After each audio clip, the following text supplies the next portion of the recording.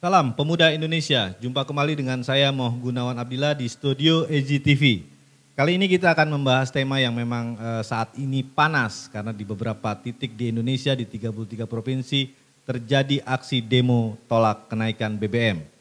Hadir di studio EGTV tokoh-tokoh eksponen Pemuda Indonesia, kita sapa satu persatu. Ada Bung Tobias Patiasina, selamat malam Bung. Selamat malam Mas Gun. Ada Bung Suawi atau biasa dipanggil Cawi. Selamat malam Cawi. Selamat malam Mas Gun, selamat malam pemirsa. Assalamualaikum warahmatullahi wabarakatuh. Waalaikumsalam. Jadi malam ini kita akan membahas tema yang memang ada sekitar 51 juta para pekerja di Indonesia ini ingin sekali bahwa Presiden Jokowi segera mengantisipasi kenaikan upah mereka karena memang harus diimbangi dengan angka-angka yang memang sudah tidak terjangkau, semua serba naik, bensin naik, sembako naik, dan kebutuhan-kebutuhan sekunder mereka juga naik. Jadi kita langsung saja bertanya kepada para tokoh eksponen Pemuda Indonesia. Selamat malam Bung Tobias. Selamat malam Mas Gun. Jadi kita sudah lihat nih beberapa hari ini bahkan sampai seminggu atau sebulan ke depan yang akan terus menerus nih. Para mahasiswa, para masyarakat, para buruh mendemo lokasi-lokasi tempat pejabat mulai dari Istana Negara, Istana Gubernur, DPR, DPRD di seluruh Indonesia. Jadi melihat fenomena demo dengan kenaikan ini kan memang ini akan terus menerus dan ini akan tentunya mengganggu stabilitas negara, ekonominya terganggu, ya semuanya terganggu lah. Silakan tanggapannya Bung Tobias. Ya, selamat malam pemirsa EGTV, di mana kita berada pada hari ini. Kita berikan apresiasi dulu ya untuk adik-adik kita mahasiswa yang turun ke jalan untuk memberikan satu aspirasi bagi pemerintah bahwa rakyat ini lagi dalam keadaan susah semua. Dan apa yang mereka buat itu ya wajar karena itu ada di undang-undang yang dalam arti boleh mereka untuk mengeluarkan aspirasi untuk memajukan bangsa dan negara lewat satu demonstrasi yang dikatakan untuk menguatkan harapan masyarakat Indonesia. Untuk itu mereka turun untuk memberikan pandangan-pandangan mereka terhadap kenaikan BBM. Dan itu kita sudah bicarakan dari jauh-jauh hari. Dampak dari kenaikan BBM ini berbahaya sekali. Kalau sampai tidak terukur pemerintah bisa melewati dampak demonstran ini akan dampak liar. Dan untuk itu kita sebagai eksponen pemuda memberikan saran juga kepada mahasiswa untuk hati-hati untuk turun demonstrasi.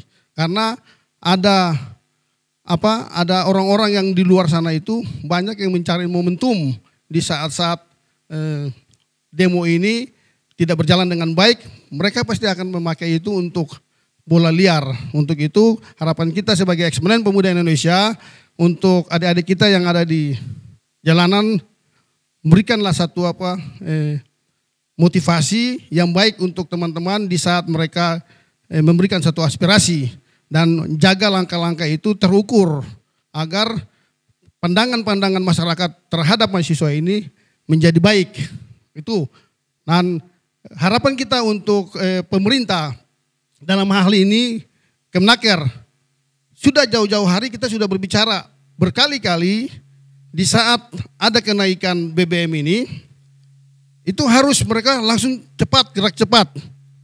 Gerak cepat dalam arti yaitu memberikan satu masukan terhadap pemerintah terhadap dampak naik dari BBM ini. Misalnya kita ambil contoh, itu di Kemenaker kan ada pengupahan tuh. Nah mereka harus tahu bahwa dampak yang besar itu, langkah mereka itu terhadap kenaikan BBM ini dampak seperti apa. Untuk itu ya harus mereka langsung ambil tindakan cepat, jangan menunggu. Dalam arti mereka menunggu, mereka harus mesti lihat dulu ke Badan Statistik Indonesia untuk lihat data-data untuk kenaikan harga minimum. Nah itu terlambat, jangan sampai nanti langkah mereka itu terlambat, akhirnya dampaknya sudah jauh, akhirnya susah untuk untuk meredam emosi masyarakat. Itu yang terjadi seperti itu, Mas Gun. Terima kasih. Oke. Kita langsung ke Cawi. Cawi, kita sudah mendengar apa yang disampaikan Bung Tobias. Dampaknya jelas sangat terasa ke masyarakat Indonesia. Tapi beberapa hari yang lalu Wakil Menteri Keuangan Republik Indonesia menyebut bahwa hanya di bulan Agustus atau September inilah terjadi inflasi. Bahkan dia sudah mengukur angkanya hanya 0,77%. Dan Oktober itu malah akan terjadi deflasi. Nah, ini tanggapannya seperti apa nih? Kok dia bisa meramalkan sementara kenaikan dan masyarakat dan demo terus-menerus ini? Jadi kan kayak kontra dari apa yang disampaikan Wakil Menteri Keuangan sama fakta di lapangan. Silakan Cawi. Ya, terima kasih Mas Gun. Jadi kalau saya itu mencoba memberikan perspektif yang agak berbeda terkait dengan kenaikan BBM pada tahun 2022 ini khususnya untuk Pertalite dan Pertamax atau dalam hal ini pencabutan subsidi BBM. Dari dulu kenaikan BBM ini yang menjadi persoalan serius adalah dampak berantai atau multiplier effect yang akan diikuti oleh kenaikan barang dan jasa, terutama pada produk-produk tertentu itu yang akan mengalami peningkatan. Situasi ini ketika tidak dibarengi dengan peningkatan pendapatan masyarakat tentu akan terjadi inflasi. Inflasi itu bahasa sehari-harinya, kalau sekarang Rp1.000 itu bisa kita beli gorengan dapat 2, mungkin akibat kenaikan BBM ini kita hanya bisa beli gorengan 1 dengan Rp1.000 itu. Nah, itu yang akan terjadi. Namun sebenarnya masalah BBM ini kan dari dulu selalu menimbulkan kegaduhan-kegaduhan. Yang itu memancing masalah ekonomi dan juga kemarahan masyarakat sebenarnya. Ini yang oleh elit politik dan elit bisnis ya tidak dibuka secara transparan. Yang ingin saya sampaikan, subsidi itu kemana? Kan ini kenaikan BBM ini dasarnya adalah pengurangan subsidi. Jadi selama ini pemerintah Indonesia mensubsidi harga BBM ke harga, artinya ke produk. Pernah tidak kita berpikir bahwa BBM yang dijual di Indonesia dan disubsidi itu adalah yang kualitasnya rendah? Alasannya untuk konsumsi rakyat. Tapi sebenarnya kualitasnya rendah. Pertalite misalnya, RON berapa dia? Iya kan, kalau dulu premium 89 ya RON-nya. RON-nya kecil. Iya kan? Artinya apa? Kalau kita lihat minyak dunia dengan RON yang kecil, ini kan berarti minyak yang dengan kualitas rendah, dengan harga yang rendah. Yang kalau dijual di negara maju belum tentu laku. Tapi ke Indonesia, dijual di Indonesia dan ini disubsidi oleh pemerintah. Artinya negara membeli minyak dengan kualitas rendah untuk dikasihkan ke rakyatnya. Ini yang tidak pernah dibuka. Kartel mana yang bermain di sini? Itu. Kong kali kong mana yang menjadi benang kusut dan ini menahun. Selalu mempermainkan ekonomi kita, selalu mempermainkan nasib rakyat kita, tapi mereka yang membuat mesin uang atas nama subsidi itu tidak pernah dibuka. Ini sebenarnya masalahnya. Sebenarnya dari dulu ketika masalah BBM ini menjadi masalah, pertanyaan sederhananya, apakah betul kita harus mensubsidi BBM? Ataukah kita mensubsidi energi? Kalau kita mau mensubsidi energi, kita ini kaya nikel, kaya tembaga dan lain-lain. Kenapa tidak dikembangkan teknologi kita untuk menjadi energi listrik misalnya? Itu yang disubsidi. Kenapa kita berfokus kepada mensubsidi BBM? Kenapa pemerintah Indonesia tidak mensubsidi energi solar misalnya, solar cell misalnya? Kenapa kita sibuk mensubsidi BBM? Kenapa kita tidak mengembangkan baru beberapa hari yang lalu pemerintah mendorong teknologi mobil listrik misalnya? Kenapa tadi tidak dari dulu? Ini kan berarti ada sesuatu yang tidak ditampilkan. Dan itu bermain-main dengan nasib rakyat. Ini sebenarnya yang jarang dibuka. Pemerintah hanya sibuk menyampaikan bahwa untuk mengatasi inflasi dan seterusnya itu dengan melakukan bantuan langsung, bansos, PKH dan seterusnya. Itu betul. Tidak salah, tidak ada yang salah. Rakyat itu harus dilindungi. Tapi yang ini kemana? Buka dong. Siapa yang menikmati keuntungan ini selama puluhan tahun dan bertahun-tahun itu? Ya gitu. Kita membeli minyak yang kualitas rendah harus disubsidi dari uang rakyat. Rakyat harus menikmati itu. Ini yang tidak pernah dibuka, Mas Gun. Mungkin itu dulu. Oke, terima kasih Cawi. Jadi kita sudah mendengar apa yang Cawi katakan. Memang pemerintah harus jujur dan terbuka dan pintar sebenarnya kan mengelola yang namanya sumber daya alam Indonesia yang begitu kaya raya. Apalagi Indonesia ini memang menjadi pusat perhatian dunia. Apalagi Cawi sudah menyinggung tadi yang namanya tadi mobil listrik. Dan negara-negara Cina juga sibuk ke Konawe, ke Sulawesi untuk tadi berburu nikel. Bahkan pekerja-pekerjanya juga berada di sana semua kan. Jadi kita lanjut ke sisi ke pengusaha nih Bung Tobias nih.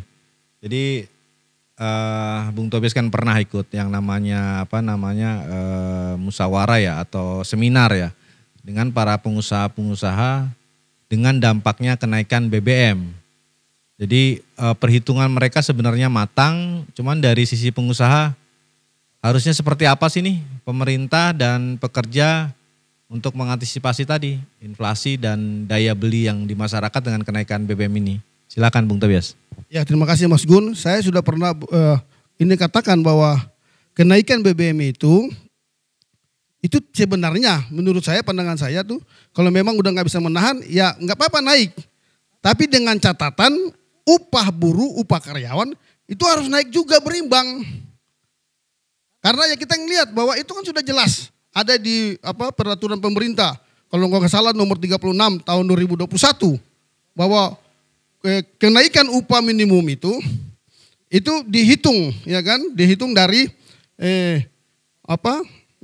ini perhitungan yang lama dengan kenaikan inflasi baru dapat hasil minimumnya. Itu pun harus ada garis bawah atau batas bawah atau batas yang paling teratas. Nah, itu baru bisa dikalkulasi. Tapi kalau itu tidak terukur, ya itu jadi masalah. Tidak ada masalah, itu naik. Tapi dengan catatan bahwa upah pun harus naik. Kalau nanti misalnya upahnya tidak naik, sedangkan harga BBM naik, itu dampak besarnya itu untuk kenaikan harga bahan-bahan pokok. Dan pasti itu, nah kita sebagai pengusaha, itu dampaknya besar. Misalnya gini, biasanya harga minyak goreng misalnya mereka selama ini datang pakai mobil, bawa ngantarin harga misalnya 100.000 atau 200.000. Nah sekarang udah nggak bisa karena mereka hitung ongkos bahan pokok. Nah harusnya itu yang saya bilang kan harus diukur yang jelas. Nah ini pemerintah ini kadang-kadang sudah tahu tapi lambat untuk mencegah. Kenapa saya bilang lambat untuk mencegah? Nah kemarin saya kalau nggak salah saya dengar di TV itu mereka menunggu hasil dari badan statistik untuk dapat hitungan kenaikan harga minimum. Lah kalau mereka nunggu sampai kapan? Sampai kapan? Sampai demo-demo terus? Harusnya nanggap seperti itu. Boleh yang tadi dibilangin. Kita bilang kasih tunai. Habis itu kasih bansos. Lah itu semua kan hanya umpan-umpan sejenak, umpan-umpan semua hanya pendek, tapi jangka panjang itu yaitu upah minimum dinaikin. Kalau upah ini minimum tidak dinaikin, tetap akan demo terus, Mas. Jadi saran Bung Pasti Tobias demo. seperti apa nih biar tidak demo dan tetap terjaga yang namanya perekonomian Indonesia? Yaitu ini Kementerian Tenaga Kerja cepat tangkap itu, langsung duduk sama-sama dengan dengan ini pemerintah, dalam hal ini Pak Presiden atau Menteri Ekonomi, duduk atur itu bahwa kenaikan dampak dari BBM ini harus cepat kita menanggapi dengan naikin harga minimum upah dari buruh maupun karyawan, karena yang kerja di toko-toko maupun yang kerja di karyawan-karyawan swasta pun itu bagian dari buruh. Nah kalau nggak dinaikin, ongkos naik, ya dampaknya tetap kan habis itu mereka itu. Kira-kira seperti itu, Mas Gunawan. Tapi ini dari Kemenaker sendiri nih jubirnya yang memang dulu pentolan pendemo si Dita Indasari. Jadi tidak ada korelasi katanya disebutin antara kenaikan BBM dan upah minimum regional. Gimana Kak tangkapannya Bung? Ya itu saya bilang kan, kenapa begini? Tidak ada hitungan batas atas dengan batas bawah. Harusnya itu jeli. Kayak saya dulu misalnya mau setiap bayar gaji karyawan dengan pas harga naik. Nah saya akan nanya, saya akan komunikasi ini cara hitung dampak dari kenaikan harga BBM seperti apa atau dampak dari kenaikan bahan pokok seperti apa. Baru kita bisa ngambil kalkulasi karena itu sudah jelas kok, itu ada di undang-undang kok bukan di undang-undang, itu peraturan pemerintah nomor 36. Nah itu udah jelas, kalau memang itu lambat ya pasti begitu-begitu aja, itu saya setuju itu Mas. Oke Bung Tobias, balik lagi nih ke Bung Awi nih, Cawi. Jadi pemerintah kita kalau disebut tadi paparan Bung Awi yang pertama nih kurang cerdas, tidak terbuka. Apalagi sebelum kenaikan BBM itu banyak para pengamat dari UGM, dari UI menyebut bahwa yang disebut-sebut serem 500 triliun subsidi itu ternyata di bulan Agustus tuh hanya baru mengeluarkan uang subsidi itu 98 sampai 128 triliun. Nah ini kan artinya ada apa? Tadi masuk juga tuh apa yang disebut Bung Awi kan. Keterbukaan dan kemana sih ini subsidinya, ada apa? Bahkan beberapa anak-anak muda atau mahasiswa serta beberapa aktivis menyebut bahwa ini jangan-jangan buat IKN gitu loh. Tudingan subsidi-subsidi yang BBM ini malah dialihkan ke sana karena target. Jangan-jangan ke kereta cepat. Karena memang pemerintah Cina butuh sekian triliun untuk menyelesaikan proyek-proyek mercusuar ini. Nah gimana itu Cawi, tudingan-tudingan tersebut? Ya, pada akhirnya setiap rejim itu punya prioritas. Barangkali prioritas pemerintah saat ini adalah proyek-proyek mercusuar. Di antaranya IKN dan kereta cepat. Sesungguhnya kan logika sederhananya, kalau kita ini punya uang 1 juta, kita ini kan bisa alokasikan kemana saja. Atau kalau dalam konteks pemerintah, kalau kita punya APBN 2.000 triliun, kita alokasikan kemana saja. Ke IKN berapa, ke kereta cepat berapa, subsidi BBM itu berapa, pendidikan berapa, kesehatan berapa, bansos berapa misalnya. Itu kan bisa dihitung. Nah, kan tinggal soal keberpihakan ini Mas Gun. Pemimpin itu kan harus jelas keberpihakannya. Kalau saya mau memihak proyek mercusuar, tentu akan lebih mengutamakan IKN dan kereta cepat. Kalau mengutamakan kesedihannya rakyat, tentu saya akan memprioritaskan soal subsidi BBM misalnya. Tapi kalau saya berbicara soal misalnya bagaimana kita ini segera terbebas dari persoalan-persoalan energi ini, maka saya akan mensubsidi energi-energi alternatif. keresahan yang terjadi sekarang itu, jangan sampai kita ini juga nanti hanya akan menjadi konsumen ketika alih teknologi dari energi berbahan bakar fosil menjadi energi listrik. Korea sudah bangun pabrik ya di Banten sana. Termasuk mobil listrik dan aki-akinya di situ. Ya kan, nikelnya dari Indonesia. Ini kongsi siapa? Iya kan? Habis itu sekarang baru didorong ini. Bensin dinaikkan, baru didorong untuk segera alih teknologi menjadi energi listrik. Kayak gitu. Kaum kita itu ada di mana sekarang? Apakah yang menggali tambang atau pemilik tambang atau pemilik pabrik atau pekerja pabrik atau sekedar membeli nanti? Ini kan soal sensitivitas saja Mas Gun. Kemana elit kita ini memihak? Memihak rakyatnya, memihak cukongnya, atau memihak dirinya? Itu. Kalau misalnya dari sekian anggaran itu lebih banyak dialokasikan untuk proyek-proyek yang tidak menyentuh atau tidak menyentuh hajat hidup orang banyak, atau bahkan proyek-proyek itu masih bisa ditunda, misalnya, ya berarti sensitivitasnya tidak kepada rakyat. Kayak gitu. Rakyat itu kan rakyat makan itu tidak bisa ditunda. Rakyat butuh sekolah itu tidak bisa ditunda. Rakyat sakit harus berobat itu tidak bisa ditunda. Kayak gitu. Sama halnya misalnya rakyat kena PHK tidak bisa makan, itu juga tidak bisa ditunda. Ini kan soal sensitivitas. Siapa yang harus diselamatkan dulu? Pemimpin itu tugasnya adalah memutuskan. Memastikan rakyat bekerja, memastikan rakyat tidur nyenyak, makan kenyang. Itu tugas pemimpin. Kalau itu tidak dilaksanakan, ya mungkin mimpin yang lain. Itu. Jadi ada kecurigaan-kecurigaan nih pemerintah atau pemimpin saat ini bukan pro rakyat tapi pro konglomerasi. Gimana Cawi? Bisa tidak demikian, bisa juga ada yang demikian. Kita tidak bisa mengeneralisir.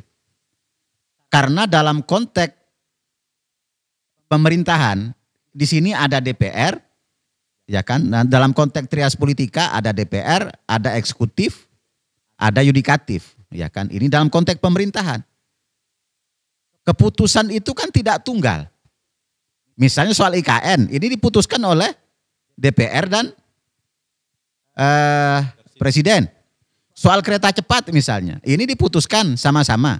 Artinya kan tidak tunggal.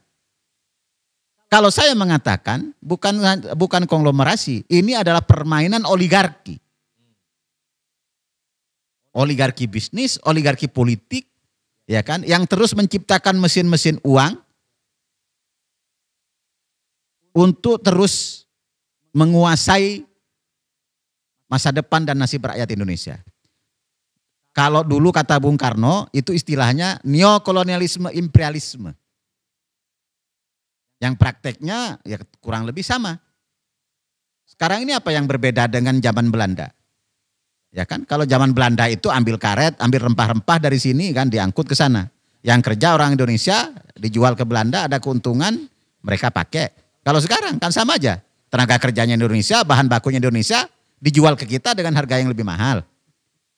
Kan itu, nikel dari Indonesia dibikin di Indonesia misalnya, dijual ke orang Indonesia sebagian. Yang mampu beli, kalau masih mampu beli. Kalau tidak mampu beli ya mereka jual ke tempat lain. Kan itu yang terjadi.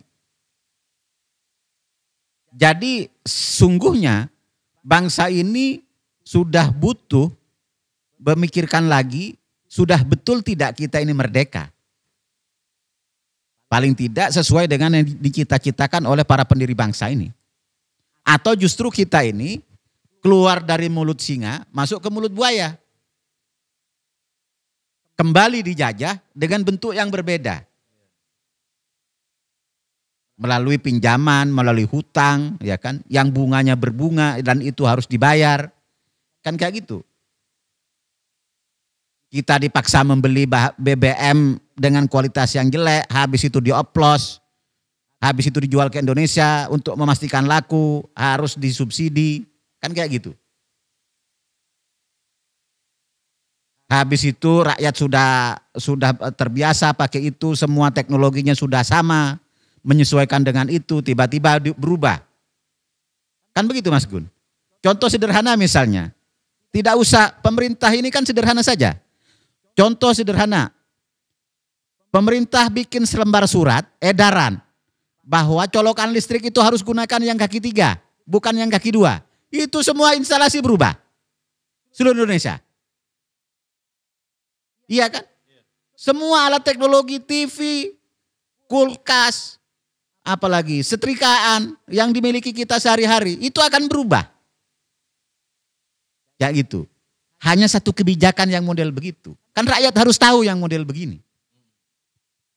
Hanya urusannya colokan listrik dari yang 2 jadi kaki 3. Iya kan? Colokan di rumah harus berubah, tetel-tetel tembok lagi, kan begitu yang terjadi. Demikian halnya misalnya dengan kebiasaan kita memakai BBM yang kualitas rendah. Teknologi kita itu sudah menyesuaikan dengan itu.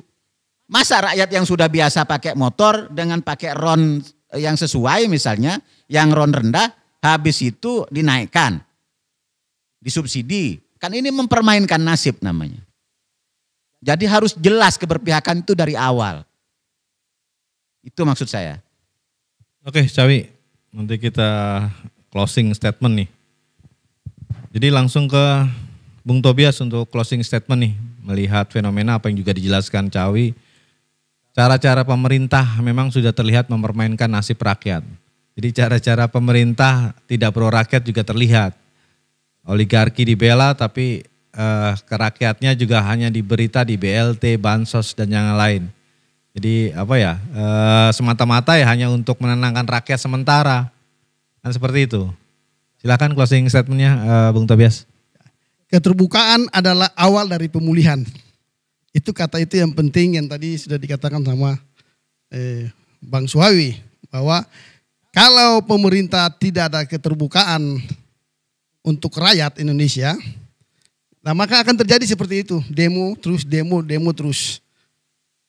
Nah, satu hal yang saya simak di sini bahwa DPR dengan pemerintah yang saya ngelihat nih, dengan dampak kenaikan BBM ini, justru mereka itu juga yang ada di DPR itu tidak menjadi bumper bagi rakyat. Diam aja sampai akhirnya mahasiswa dengan rakyat yang turun. Harusnya mereka menjadi satu perwakilan rakyat Indonesia. Harus mereka yang didepankan untuk menolak itu BBM. Tetapi kita tidak bisa berbicara di sini terlalu banyak karena koalisi yang besar itu menjadi dampak yang besar bagi kemunduran politik di Indonesia ini. Untuk itu saya terima kasih untuk mahasiswa bahwa tetap berjuang untuk menjadi pendobrak di saat rakyat lagi dalam keadaan susah maupun dengan tekanan-tekanan yang ada di masyarakat. Mungkin itu aja dari saya. Terima kasih. Oke, terima kasih Bung Tobias. Closing statement tentang nantinya derasnya arus demo yang memang akan terus-menerus nih. Silahkan Cawi. Sikap kritis dari rakyat itu menjadi penting ketika pemerintah atau dalam hal ini para pemimpin itu mengabaikan nasib mereka. Karena sesungguhnya mereka dipilih dan ditunjuk untuk mengurus nasib rakyat. Demo dan lain sebagainya itu memang bisa dikatakan menjadi kebutuhan dan keniscayaan. Namun, perlu saya garis bawahi, biaya untuk menjaga demo itu juga besar. Sementara di masa lalu, itu waktu saya jadi demonstran, itu seluruh saluran-saluran komunikasi itu dibungkam. Kalau sekarang ini kan rakyat bisa dengan masyarakat, mahasiswa, bisa menggunakan sarana-sarana sosial media misalnya, untuk menyampaikan aspirasinya, untuk bisa didengar apa kemauannya. Itu sebenarnya menjadi sarana efektif yang bisa dipakai oleh rakyat, selain demo. Karena demo itu secara sosial juga mahal. Walaupun saya juga mengapresiasi mahasiswa, masyarakat yang bersikap kritis dan mengekspresikan sikap dan kehendaknya itu. Tetapi instrumen-instrumen modern yang ada sekarang itu perlu juga dipertimbangkan sebagai bagian dari saluran demokrasi. Itu pertama. Yang kedua, kita ini akan menghadapi atau sudah menghadapi krisis pangan dan krisis energi. Apakah pemerintah, apakah bangsa Indonesia akan kembali ketinggalan menghadapi situasi dan selalu mensikapi situasi yang ada dengan manajemen panik atau sekedar pemadam kebakaran, atau kita mempersiapkan diri secara lebih dini? Sebenarnya 15 tahun yang lalu para ahli kita sudah berbicara bahwa cadangan minyak kita ini hanya akan bertahan sekian tahun kalau tidak ditemukan cadangan minyak baru. Tapi kan pemerintah abai. Rezim ke rezim abai untuk melakukan misalnya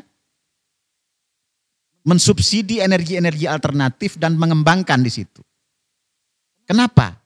Ya, apakah elit kita ini dinabobokkan dengan para oligarki, para cukong, bohir-bohir yang berkantong tebal itu? Barangkali ini yang harus direspon dan disikapi dengan lebih bijak. Kalau Indonesia ini masih mau eksis untuk sekian tahun ke depan. Kecuali kita sudah bersiap diri untuk masing-masing memproklamasikan menjadi daerah-daerah atau negara-negara merdeka atau balkanisasi. Kecuali ke sana. Kalau Indonesia ini masih diharapkan ada dan eksis, berhentilah wahai para pemimpin untuk menggunakan manajemen panik dan pemadam kebakaran. Lebih preventif, lebih antisipatif. Mudah kok membaca tanda-tanda zaman, mudah kok memprediksi keadaan. Lakukanlah itu. Tugas para pemimpin itu memutuskan, membuat kebijakan. Kalau soal bertani, bercocok tanam, berkebun itu udah pekerjaan rakyat. Tapi pastikan mereka itu hidupnya cukup dengan bertani, dengan berkebun, dengan jadi buruh, kuli bangunan. Pastikan bahwa mereka bisa tidur nyenyak, makan enak, dan nasib anak-anak mereka terurus. Pastikan itu. Itu yang harus dilakukan oleh setiap rezim, kerezim. Barangkali itu yang sering diabaikan. Kita terlalu banyak politisi, sangat sedikit negarawan.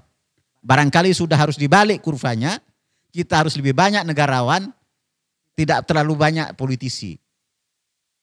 Yang selalu mengabdi kepada kepentingan entah siapa itu. Selain kepentingan rakyat, kepentingan bangsa dan negara. Itu barangkali Mas Gun. Oke, terima kasih Syawi, Bung Tobias atas pencerahannya dari eksponen pemuda Indonesia. Mudah-mudahan bisa didengar oleh pemimpin kita. Demikian bincang-bincang dengan tokoh-tokoh eksponen pemuda Indonesia di EZTV. Bagaimana masyarakat kita memang sudah banyak tidak dipedulikan oleh pemimpin. Apa yang disebutkan tokoh-tokoh eksponen pemuda harus lebih banyak negarawan dibanding politisi. Dan memang kita jangan mau disetir oligarki dan negara kita memang dirampok oleh mereka dan memperkaya mereka dan lebih memiskinkan rakyat kita. Semoga pemimpin kita bisa mendengar apa yang disampaikan tokoh-tokoh eksponen Indonesia untuk dijalankan dan untuk pro kepada rakyat Indonesia. Saya Moh Gunawan Abdillah undur diri. Salam Pemuda Indonesia. Merdeka.